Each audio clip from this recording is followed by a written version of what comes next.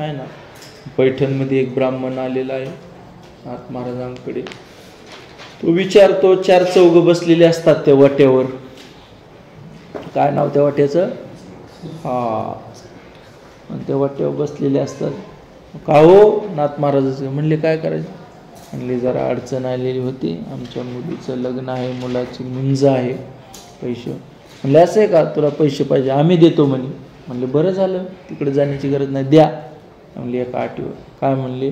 नाथ महाराजांना राग आणून दाखवायचा. नाथ महाराज राग आला की तुम्हाला 200 रुपये. आता काय जे गरजू असतं ना, फाडला नारायण असं आहे.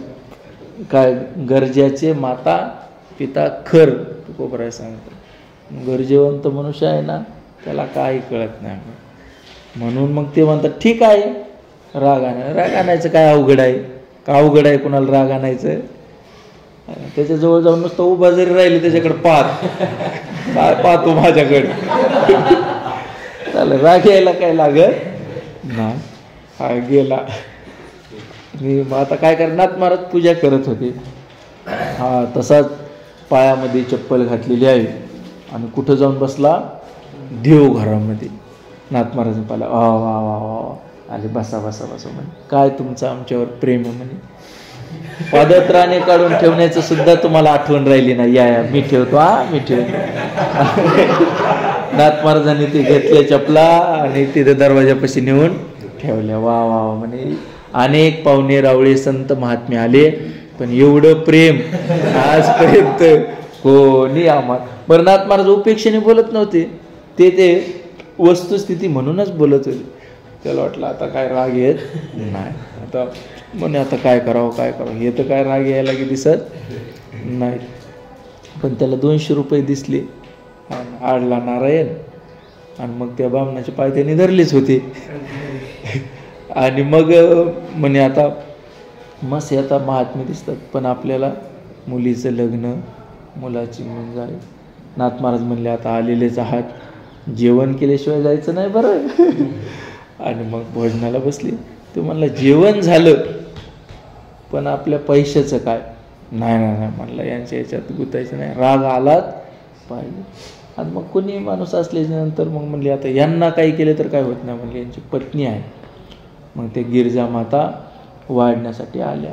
आता याच्या त्या पैशामुळे दुष्टबुद्धी जागृत झाली आणि गिरजा माता वाढत होते, त्यांच्या पाठीवर जाऊन बसला. आता म्हातारा होता बिचारा, बसला. त्याला वाटलं आता तरी राग येईल. नाथ महाराज म्हणतात गिरजा बघ बरं, पडतील, सांभाळून वाढ. गिरजा माता म्हणतात काही काळजी करू नका, हरिपंडिताला पाठीव घेऊन वाढण्याची मला सवय. आता मात्र तो अत्यंत खजील झाला, अत्यंत. त्याला मेल्याहून मेल्यासारखं झालं. दंडवत घातला, महाराज क्षमा करा मला. मी मग नाथ महाराज म्हणले झालं काय? म्हणले असं असं झालं. ते 200 रुपयासाठी मी तुम्हाला राग आणण्याचा प्रयत्न करत होतो, माझ्या मनामध्ये कुठलाही दुष्ट हेतू नाही. मग नाथ महाराज अरे वेड्या म्हणे, मग सांगायचं आले आल्यात, पण त्याला काय रागच आणायचा होता ना. म्हणले ठीक आहे म्हणले, तू पुढं पळ, मी पाठीमागं काठी घेऊन धावतो. म्हणले मी तुला पैसे देतो आणि राग आला म्हणून त्यांचे पैसे होतील म्हणे, तुझं हे काम भागेल. आणि मग धाव म्हणे पुढं. आणि तो निघाला. आणि मग नाथ महाराज पाठीमागं काठी घेऊन धावले. देवघरात चप्पल घेऊन येतो आणि तिथं पंक्तीत बसल्यानंतर असं करतो, धावले. हे आनंद झाला ब्राह्मणाला. नाथ महाराज राग आला. नाथ महाराज जवळ गेले, म्हणजे काढा 200 रुपये. त्यांचे 200 रुपये घेतले आणि चल म्हणले आता घरी, मी तुला 200 रुपये देतो. सचाडाची परी है ना, जैसा फळाची हवे तैसे कर्मे करे आघवे. फळा